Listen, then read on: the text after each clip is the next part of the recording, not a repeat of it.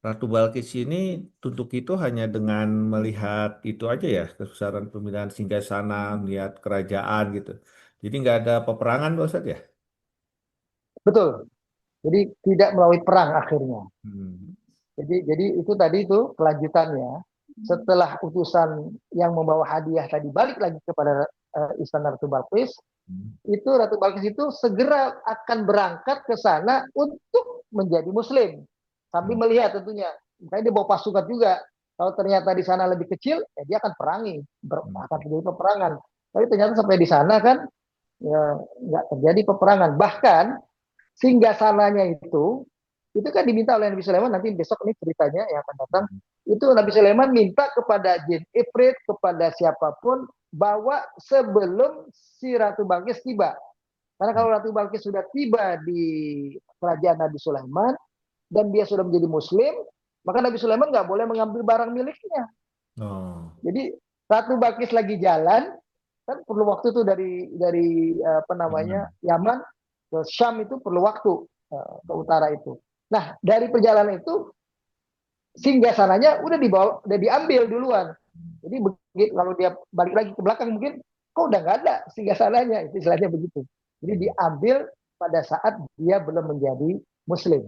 Nah, akhirnya dia menjadi Muslim, maka dalam cerita itu akhirnya dia menjadi apa namanya pasangan dari Nabi Sulaiman. Nah, itu kan ceritanya begitu kalau dalam hadis itu akhirnya dia berdua menjadi pasangan berikutnya. Hmm. Dia menjadi Muslim akhirnya itu kerajaan itu tanpa peperangan jadi betul. Nah, iya ya. Ya terkait dengan kurban. Kan tadi Pak Ustadz menyinggung ada hal utama yang terkait dengan kurban. Nah ini saya pernah Ya. mendengar kalau apa eh, kurban itu bahkan meniat kurbannya itu harusnya dilakukan pada saat memasuki bulan Zulhijjah. Bahkan membeli hewan kurbannya itu juga harus masuk di bulan Zulhijjah. Lalu dengan menunjukkan dalilnya yang waktu saya lupa nih, ini udah lama saya dengar tapi masih terngiang-ngiang karena waktu itu kok kayaknya benar gitu. Nah, itu. Lalu Hmm. tapi yang keduanya juga ya belakangan ini saya mendengar juga itu yang menyebutkan bahwa ya sesuai dengan dalilnya juga di Al-Qur'an itu ya bahwa sekarang apa haji itu bulan haji itu 3 bulan lah gitu ya istilahnya. Jadi Ya, dari ya bulan Syawal. Sawal ini ya sudah masuk ke dalam bulan haji. Jadi dikasih peringatan untuk juga tidak banyak apa tidak melakukan hal-hal yang maksiat gitu supaya juga bermuhasabah, ingat kepada Allah gitu. Nah, itu gimana Ya, jadinya sebenarnya Pak Ustadz ya, terkait dengan masalah berkurban hewan kurban ini? iya. Begini, ibadah kurban itu kan sebetulnya dikatakan dalam Al-Quran di surat Al-Hajj itu. Dan ibadah kurban ini berhubungan dengan ibadah haji. Ibadah haji itu kan bagi yang berkesempatan tahun ini untuk datang ke tanah suci Mekah itu. Tapi bagi yang tidak berkesempatan, mereka berkurban makanya. Nah, kurban ini dikatakan dalam ayat Quran itu, lan yanalallaha luhumuha wala dima'uha walakin yanalhu taqwa minkum. Yang sampai kepada Allah itu bukan dagingnya, bukan darahnya. Tapi yang sampai kepada Allah itu adalah ketakwaan mereka. Ini nilai takwa dari orang yang berkurban. Adapun tadi yang disebutkan menghitung dari bulan Syawal, bulan-bulan haji. Haji itu memang persiapannya dari bulan Syawal, sehingga kalau orang yang berniat haji sudah umroh di bulan Syawal, maka dia tidak bisa lagi berhaji dengan pilihan lain kecuali haji tamattu. Karena kalau dia berumroh di bulan Syawal, setelah umroh dia berarti selesai tahalul, maka umroh dia sudah terhitung umroh yang berhubungan dengan ibadah haji. Dia nggak ada peluang lagi untuk bisa melakukan haji ifrat atau haji qiran. Nah, karena sudah berumroh di bulan Syawal. Berbeda kalau dia umroh di bulan Ramadan. Dia datang di bulan Zulqa'dah misalnya, itu sudah itu masih pilihan, bisa haji tamattu, haji qiran, haji apa namanya? Ifrat itu masih bisa. Tapi kalau di bulan Syawal sudah dihitung. Nah, dalam konteks kurban ini, betul. Yang dimaksud itu di bulan Syawal, di bulan sebelum Zulhijjah akan menyembelih, dia sudah punya persiapan. Nah, persiapannya ini sebetulnya tidak perlu seperti orang yang punya kandang di rumahnya akhirnya sehingga tetangganya kecium baunya ketika dia punya kambing sudah ditaruh di depan halaman rumahnya. Nggak begitu juga. Sifatnya adalah dia punya persiapan yang cukup bahwa ketika hari H nanti dia akan berkurban. Itu yang dimaksud. Kalau perlu katakanlah sisihan tabungannya jadi lebih besar misalnya. Dia sudah berniat akan kurban di mana misalnya. Nah itu dia sudah merencanakan itu dengan matang. Pada hari haknya dia akan menyembelih hewan kurban. Dan sebetulnya keterangan tadi dia siapkan, dia sudah beli kambingnya sebelumnya. Itu sebetulnya lebih disebabkan karena dia yang akan menyembelih sendiri. Karena kalau dia menyembelih sendiri, dia sudah punya kambing. Tapi tentu saja kalau dalam perkotaan kita kayak gini ya nggak mungkin kita kita pelihara kambing di rumah. Kecuali kita rumah kita ada halaman yang luas jauh dari tetangga, kita bisa lihat kambing. Sunnahnya itu kenapa tadi kambing sudah ada sebelumnya? Itu kalau kita lihat kambing itu membuat kita jadi merasa memiliki kambing itu. Apalagi anak-anak itu udah sayang sama kambing itu, udah sering ngelihat, sering itu. Maka ketika akan disembelih, kita akan merasa sayang menyembelihnya. Itu yang dimaksud sebetulnya. Nah, jadi supaya ada kita menyembelih itu bukan sekedar menghadiahkan daging kambing ini kepada orang-orang miskin, bukan. Bahkan hadiah kepada orang-orang miskin itu dalam sembelihan hewan kurban itu cuma sepertiganya. Sepertiganya untuk kita makan sendiri. Sepertiga yang kedua, untuk kita juga kita bagikan kepada saudara-saudara kita dan tetangga kita, meskipun mereka adalah orang kaya. Nah, itu begitu sebetulnya sepertiga yang kedua. Baru sepertiga yang ketiga yang untuk orang-orang miskin. Jadi sebetulnya itu. Jadi seperti kisah Nabi Ibrahim menyembelih Nabi apa namanya mau menyembelih Nabi Ismail itu udah dilihat betul, udah tahu bagi anaknya. Kita pun mestinya begitu. Cuma kan hal seperti ini sulit untuk kita lakukan kalau kita di perkotaan. Malah biasanya orang cuma ngasih duit aja kepada panitia sudah selesai. Dan mungkin malah nggak mengontrol panitia. Bahkan panitia cuma ngasih dia cuma daging 5 kilo, udah dia terima aja. Udah. Katakanlah begitu. Karena misalnya dia juga tanya, paling tidak ada hak dia sepertiga, kemana. Nah, paling tidak juga dia bertanya, hak dia yang lain itu dibagikan kemana. Meskipun dia tidak minta semua, tapi dia perlu tahu dibagikan kemana saja. Jangan seperti orang yang sudah berkurban lewat masjid seolah-olah sudah lepas tanggung jawab. Padahal nggak begitu. Kita sedikit harus mengontrol dibagikannya kemana saja, benar apa tidak. Itu kayak begitu itu sebetulnya merupakan bagian dari kita juga untuk mengontrolnya. Karena sebetulnya yang sampai kepada Allah itu bukan dagingnya, bukan darahnya. Sama dengan orang berhaji, bukan tata cara ibadahnya yang mereka entah mungkin ada yang kurang, ada yang tidak sempurna. Allah nggak memandang itunya, bukan tibanya di Arafah, bukan tibanya di Musdalifah, bukan tibanya di Mekah, bukan tawafnya. Tapi yang Allah nilai adalah sejauh mana niatnya ketika berhaji, niatnya ketika berkurban, itu sebagai persembahan mereka kepada Allah. Ini sebagai bentuk balasan atas karunia yang Allah limpahkan kepada mereka begitu banyak, ya kayak tadi Nabi Sulaiman. Lalu kita memberikan kepada Allah. Yang kita berikan memang bukan yang seimbang daripada apa yang Allah berikan. Ya, kita diberikan 100, katakanlah kita cuma disuruh keluarkan 2,5%, katakanlah begitu seperti dalam konteks zakat. Kita diberikan karunia yang banyak, cuma disuruh keluarkan seekor kambing. Ya. Tapi ini diharapkan ini menjadi amal soleh yang Allah ridhoi. Nah, bagaimana supaya menjadi amal soleh yang Allah ridhoi? Ibarat nilai tadi, nilai yang tertinggi, nilai 9, 10. Bukan sekedar amal yang diterima. Nah, kalau sekedar diterima nilainya ya 6 aja. Kita ingin menjadi yang terbaik. Makanya itu seperti tadi. Hewan itu kita pelihara dulu. Hewan itu kita sayangi. Hewan itu kita yang sembelih sendiri. Hewan itu kita yang bagikan sendiri. Itu sunnahnya begitu sebetulnya. Nah, itu tapi karena kita nggak bisa melakukan itu semua, kalau di perkotaan ya khususnya itu, maka ya kita titipkan, tapi juga jangan langsung nitip begitu saja. Cuma sedikit kita cari tahu lah kemana diberikan itu. Jangan sampai itu hanya untuk orang kayaknya saja. Gitu. Jangan sampai itu hanya untuk katakanlah panitianya saja misalnya. Itu yang kita harus sedikit ketahui. Ya, karena memang kalau kita lewat masjid, ya aturan masjid yang kita harus ikuti. Mestinya sih pengurus masjid yang harus bahkan memberikan pengetahuan kepada kita, Pak, Bu, kalau berkurban di kami, Bapak Ibu dapat sepertiga haknya. Bapak Ibu mau ambil semua, silahkan. Nah, Dan sepertiga yang kedua ini juga milik Bapak Ibu. Silakan Bapak Ibu berikan kepada yang siapapun yang Bapak Ibu inginkan. Kalau Bapak Ibu ingin berikan kepada kami terima. Mestinya ada seperti itu. Idealnya itu gitu. Si pekurban jadi tahu apa haknya, yang menerima kurban jadi panitia pun jadi tahu. Diberitahu kepada pemberi hak, dia minta izin memanfaatkan haknya yang berkurban. Nah, itu tuh sebetulnya begitu. Karena berkurban hakikatnya adalah kayak di zaman dulu, kan ini sejarahnya kan di zaman Mesir dulu atau di zaman-zaman kuno dulu, itu ada persembahan-persembahan kepada dewa-dewa. Nah, itu biasanya begitu. Ya, disembelih, bahkan manusia tadi yang disembelih, manusia yang dibunuh untuk persembahan kepada dewa, supaya dewa itu nggak marah, dewa itu nggak murka. Nah, kita begitu kepada Allah, tapi bukan tujuannya supaya dewa, supaya Allah kita anggap kayak dewa nggak murka, nggak marah, bukan. Buat kita adalah agar Allah lebih meridhoi kita, agar Allah lebih menyayangi kita. Kita berikan, walaupun yang kita berikan ini tidak seberapa, bukan yang besar. Tapi kita berharap dengan yang kita berikan ini, Allah memandangnya sebagai pemberian yang besar di hadapannya.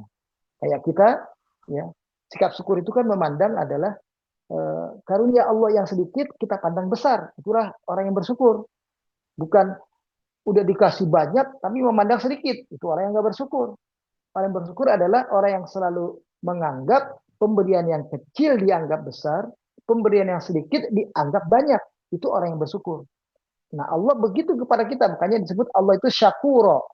Syakuro itu artinya Allah itu yang syakur, menerima dari kita sedikit, tapi dipandang oleh Allah pemberian kita besar.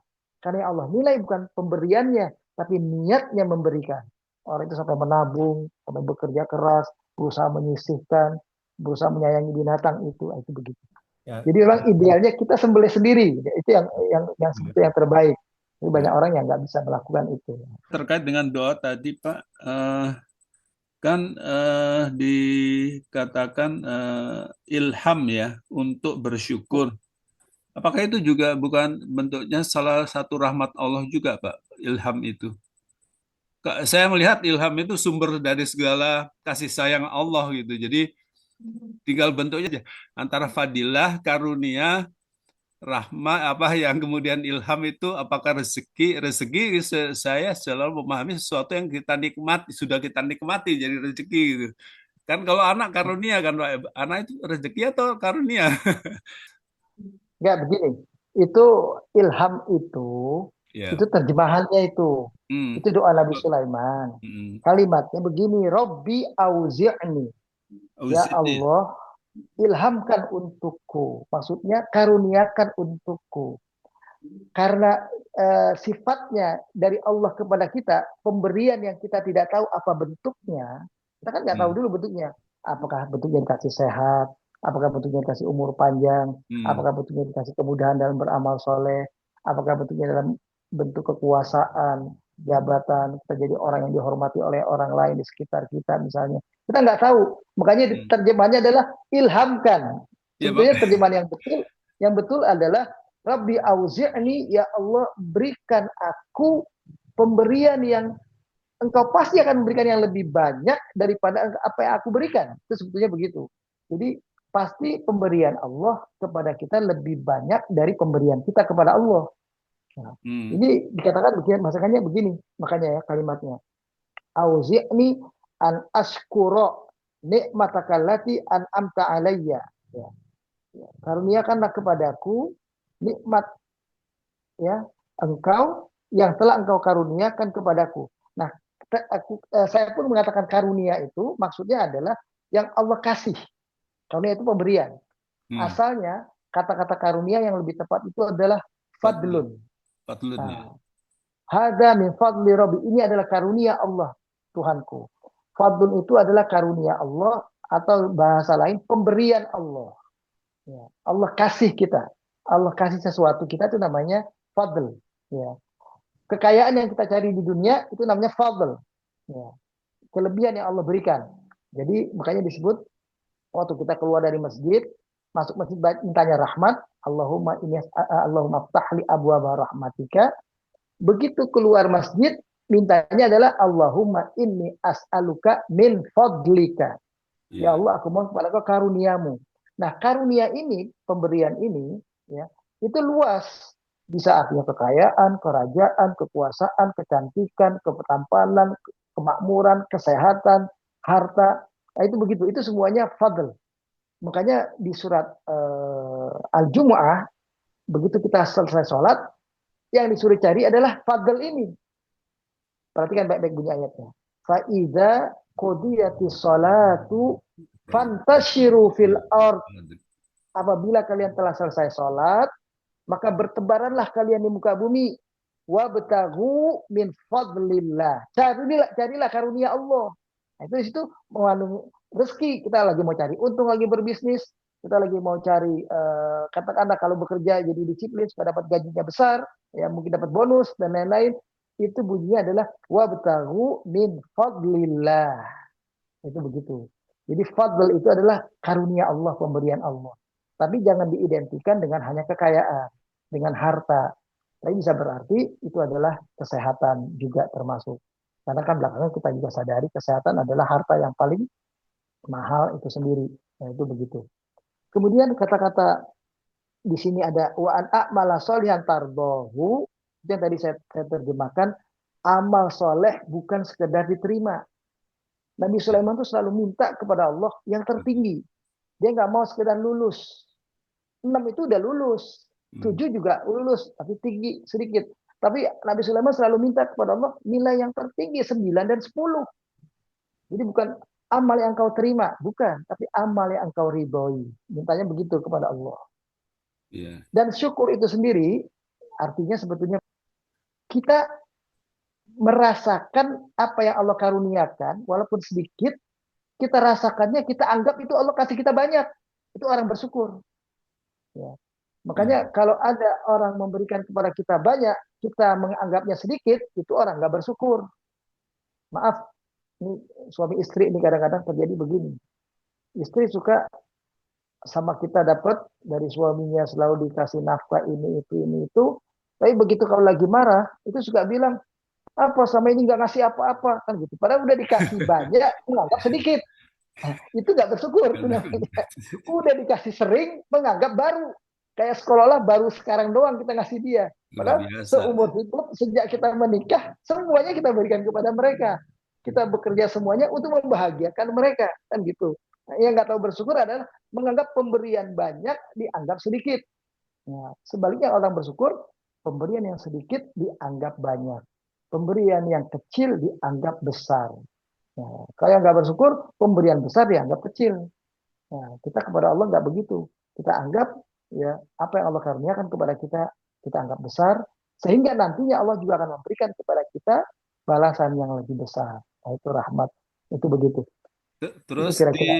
di kalimat itu juga ada itu yang bersyukur, saya bersyukur, kemudian orang tua kita doakan supaya mereka juga bersyukur, Pak. Nah, Nah, ini di itu ayat saya, yang saya, lain. saya ngelihat juga di surat Al-Aqaf 15 juga Nah, seperti itu. Ini ya, bagaimana betul. konteksnya, Pak ya? Enggak, dalam hal ini, inilah doa Nabi Sulaiman. Doa Ya. Nabi Sulaiman hanya berdoa sampai di situ, ya, karena konteksnya adalah dia bersyukur waktu itu bisa mendengar pembicaraan semut. Itu nikmat luar biasa. Dia mensyukuri itu. Dia tidak sedang berbicara tentang apa yang selama ini dia rasakan didapati dari orang tuanya. Berbeda dengan konteks surat Al-Ahqaf Al-Aqaf, itu. ya. Itu lagi perintah tentang berbakti kepada orang Orang tua. tua, Coba ya. lihat. Nah, lagi berbakti kepada kedua orang tua, itu diperintahnya di ayat berapa tuh? 15. Perintah kepada orang tuanya, itu bagian akhirnya di ayat 15, bagian Iya, iya. awalnya. Awalnya. Wawasoina ihsana biwalidayhi ihsana, lagi bicara itu. Maka di situ doanya bersyukurnya adalah Rabbi auzi'ni an ashkura ni'mataka allati an'amta alayya wa ala walidayya. Bilangnya begitu karena lagi konteksnya dengan orang tua. Itu begitu. Wa an a'mala sholihan tarbahu wa aslih li fi dzurriyyati. Karena konteksnya dengan orang tua berarti juga dengan anak cucu, keturunan kita mintanya. Itu karena berdoa dalam konteks yang berbeda itu aja. Kalau Nabi Sulaiman berbeda dalam konteks saat itu untuk kepentingan dirinya sendiri. Lagi nggak bicara tentang orang tuanya, lagi nggak bicara tentang keturunannya. Itu begitu aja. Kalau Ya beda konteks aja.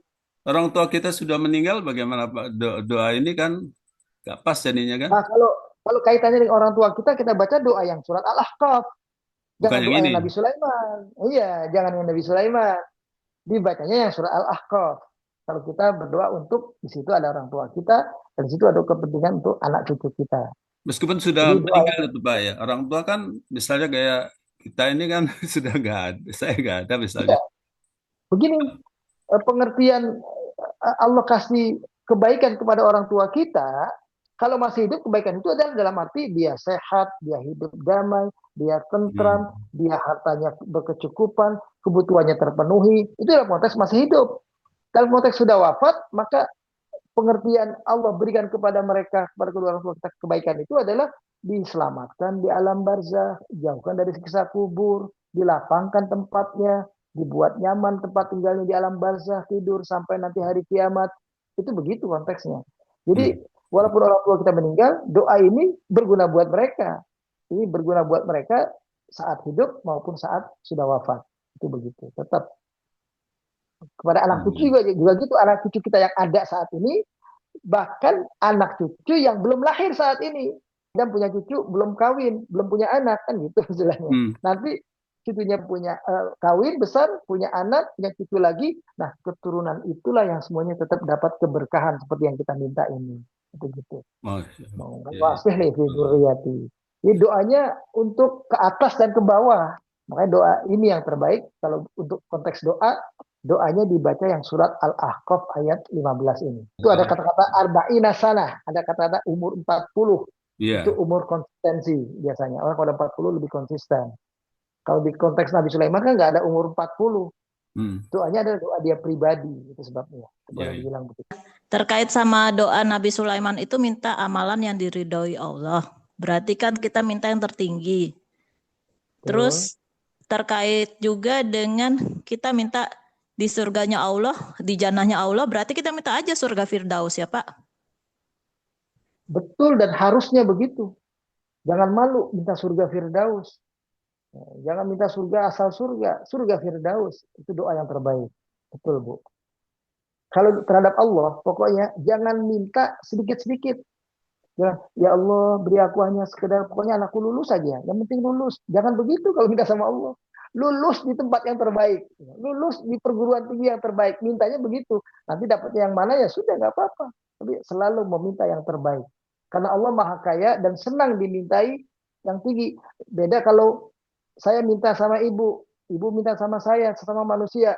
Minta yang paling tinggi, ada rasa nggak enak. Ntar dia punya apa enggak? Mintanya kegedean ntar. Nah, gitu kan gitu kalau sesama. Tapi kalau dengan Allah, minta yang paling banyak, minta yang paling besar, minta yang paling tinggi, minta yang paling bagus, karena Allah punya semuanya. Itu begitu. Oh, bukan berarti kita serakah ya Pak ya? Bukan kalau kepada Allah nggak ada istilah serakah. Bekerjanya jangan serakah, bekerjanya beramal untuk mendapatkan itu jangan serakah. Tapi mintanya yang terbaik dulu kepada Allah. Ya, itu begitu. Dalam konteks dunia, ketika kita misalnya ingin mencari jabatan, ingin mencari kekayaan, ingin mencari kedudukan terhormat, itu kita jangan serakah, udah dapat Allah kasih rumah, jangan rumah yang dua, yang ketiga, keempat, udah syukuri dulu yang ada.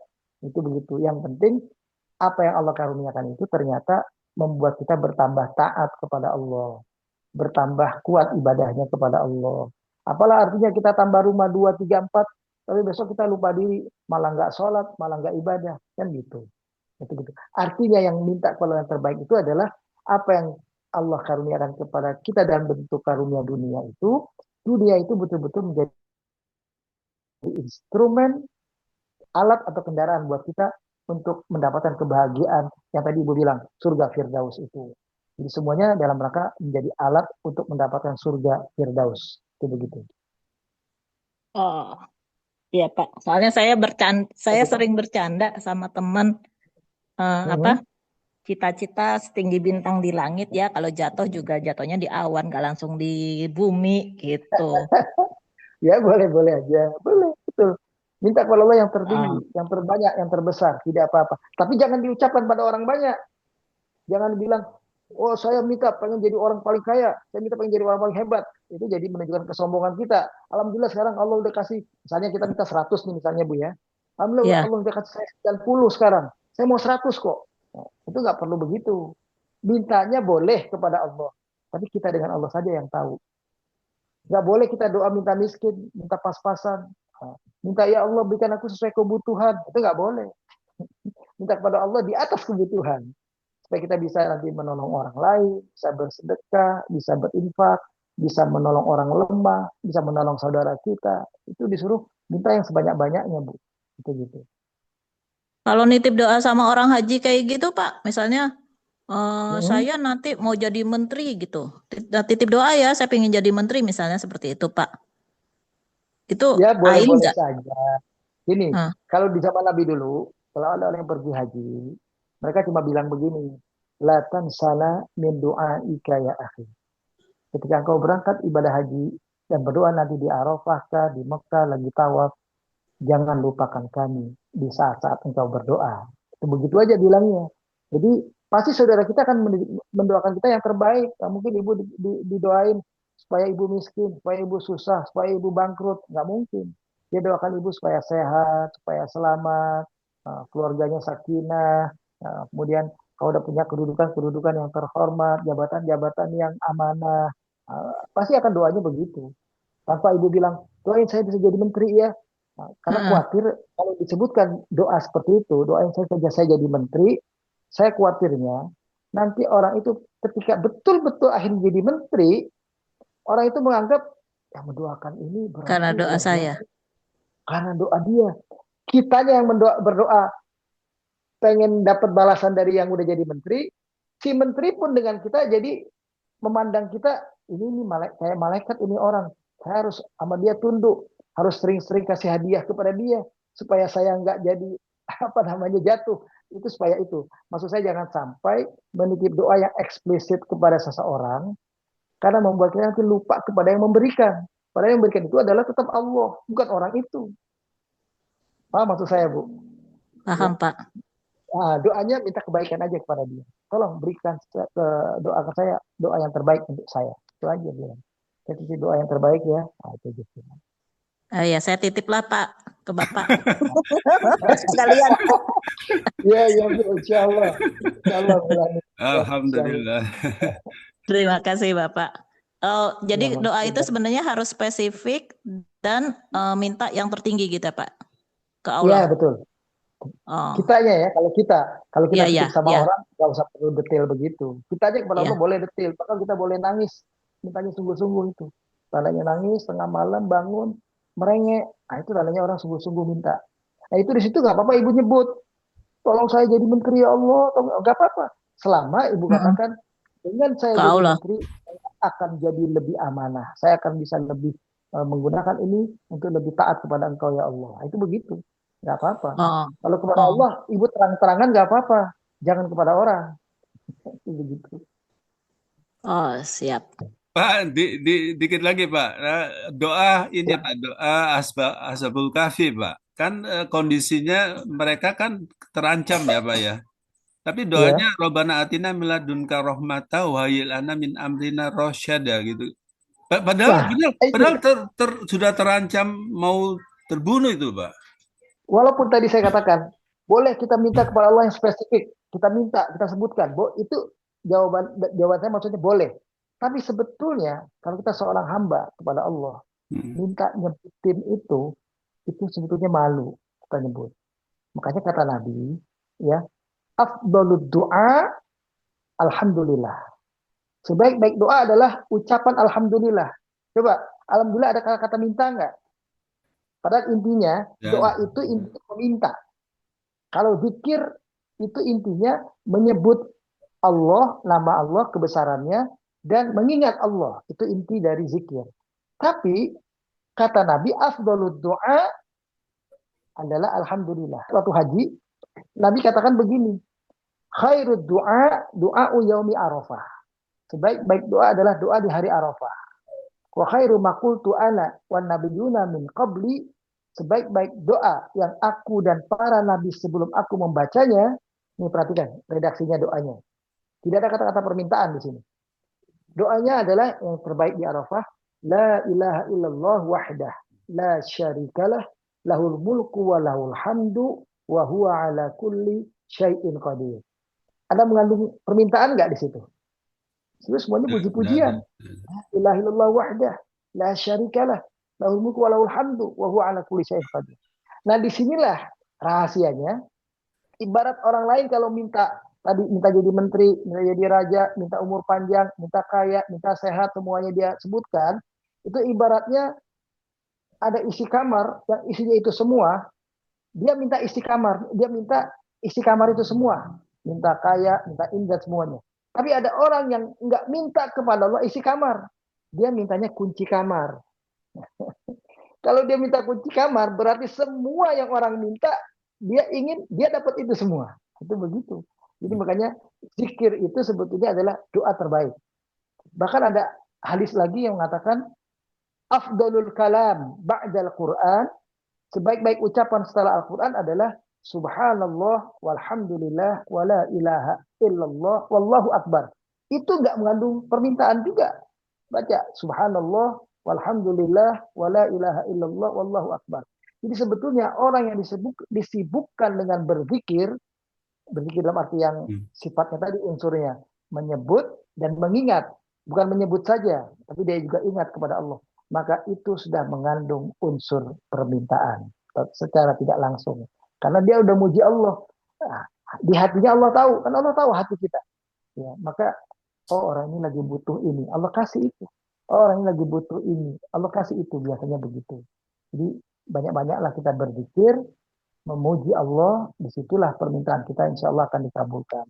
Walaupun jemaah haji kalau baca dari zuhur sampai maghrib, la ilaha illallah la syarika, mungkin dia bosan dan nggak tersentuh jiwanya langsung. Maka boleh dia minta dengan bahasa dia.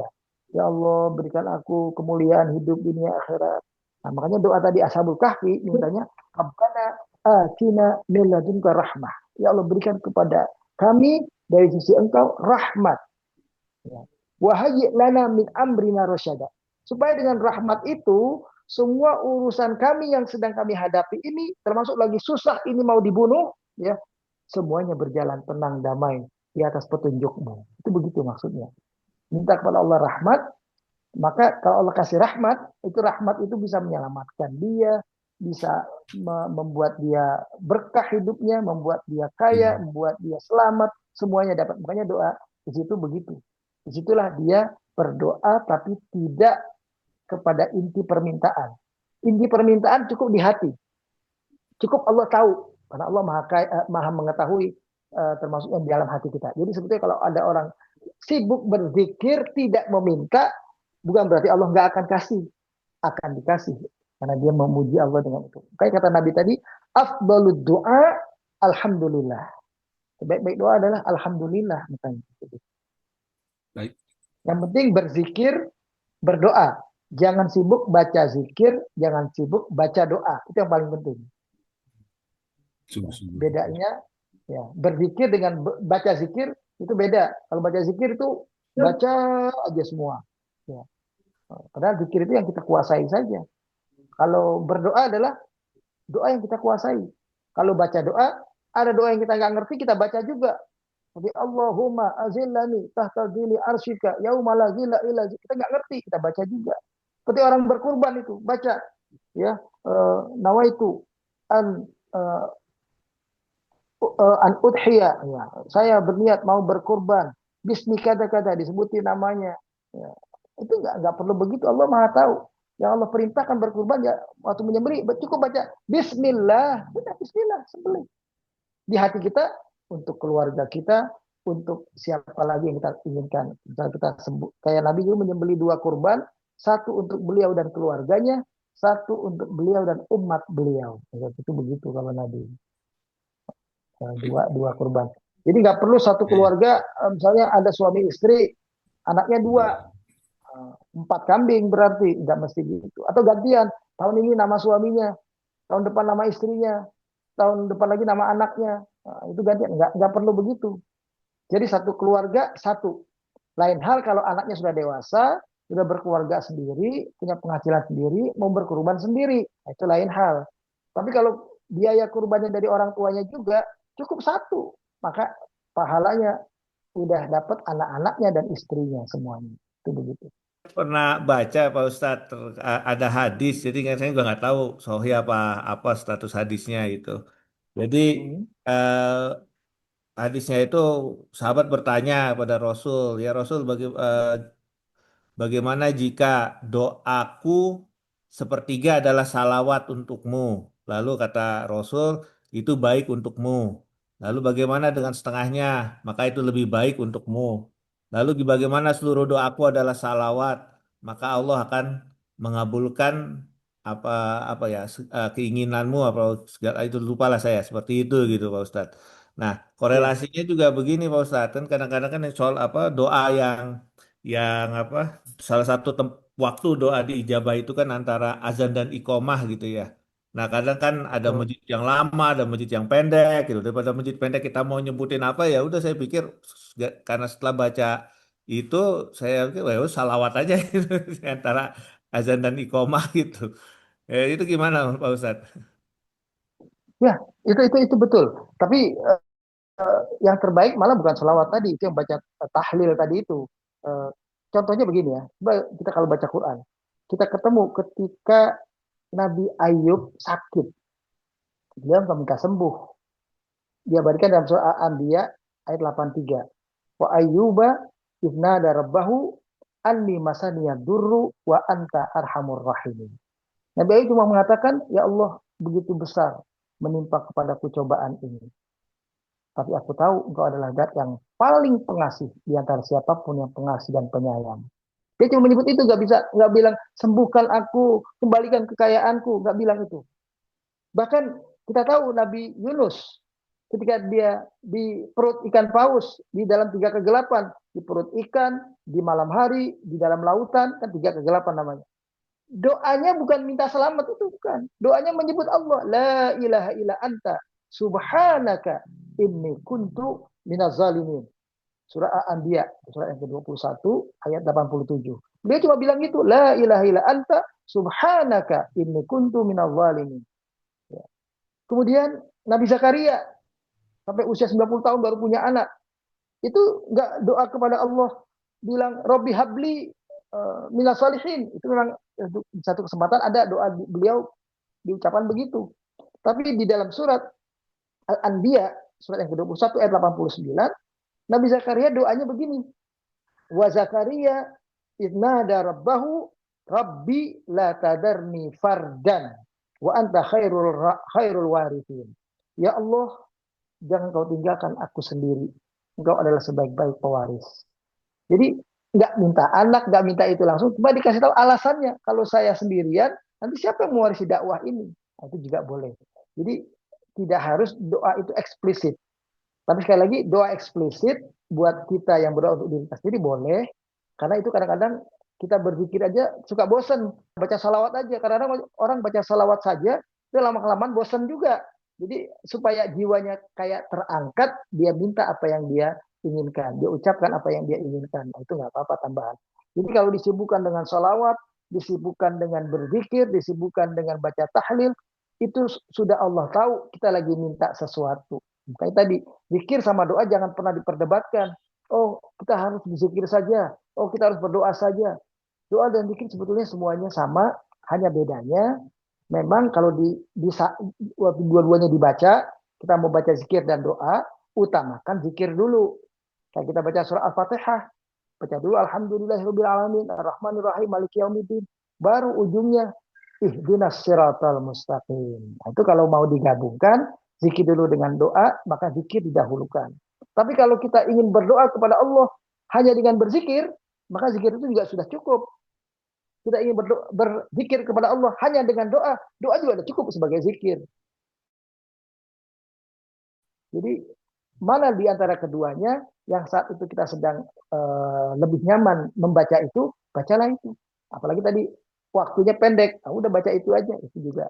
Jadi berzikir dan berdoa sebetulnya sama, yang penting kedua-duanya kita tujukan kepada Allah Subhanahu wa taala. Kita tutup dengan doa. Nah, karena kita tadi udah zikir dan doa bicaranya panjang, tutupnya dengan doa kafarat majelis aja dulu sehari ini. Subhanakallahumma wa bihamdika asyhadu an la ilaha illa anta astaghfiruka wa atubu ilaik. Walhamdulillah. Dari saya mohon maaf kurang-kurangnya dan sekaligus Sama-sama. pamit ya semuanya. Assalamualaikum. Selamat sampai Waalaikumsalam kembali. warahmatullahi wabarakatuh.